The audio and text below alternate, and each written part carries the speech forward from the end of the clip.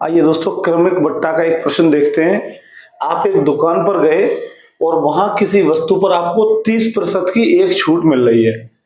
दुकानदार ने कहा कि इसी सेम मूल्य की एक दूसरी वस्तु पर हम दो छूट दे रहे हैं लगातार, एक 15% और एक 16% की।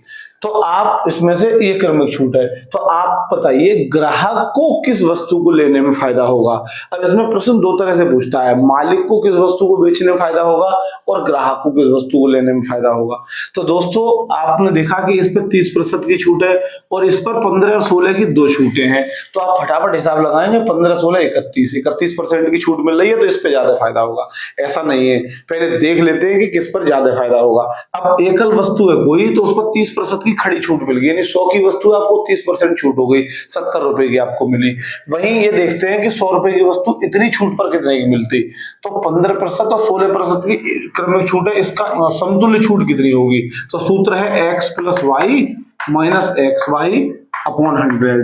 इतने प्रतिशत होती है छूट, एकल छूट। तो देख लीजिए, x की जगह 15, y की जगह 16 माइनस एक्स वाई 15 गुणा 16 बटे 100। x और y के मान लगा दिए हमने, कितने प्रतिशत होगी इसको हल करके निकालते हैं। तो ये 15 16 जोड़ दिए 31 हो गए, माइनस इनका गुणा करो तो आ गया 240 बटे 100। अब देखिए 0 से 0 कटा, इस 0 से दशमलव यहाँ घुस गया। 31 में से 2.4 घटाओ, तो 31 में से 2 घटाए 29 बचे और 0.4 और घटा दिए तो 28.6% की छूट आ गई। क्रमिक छूट आ गई 28.6, यानी कि 100 रुपए की वस्तु पर 28 रुपया 60 पैसा छूट मिलेगी इन दोनों छूट के बाद। और एकल छूट से 30 रुपए की छूट मिल रही थी। अब आप देख लीजिए कि किससे वस्तु सस्ती पड़ रही है, तो एकल छूट से ही वस्तु सस्ती पड़ रही है।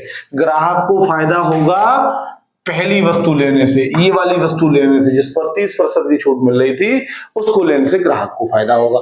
मालिक को फायदा होगा दूसरी वस्तु नंबर 2 को बेचने से मालिक को फायदा होगा।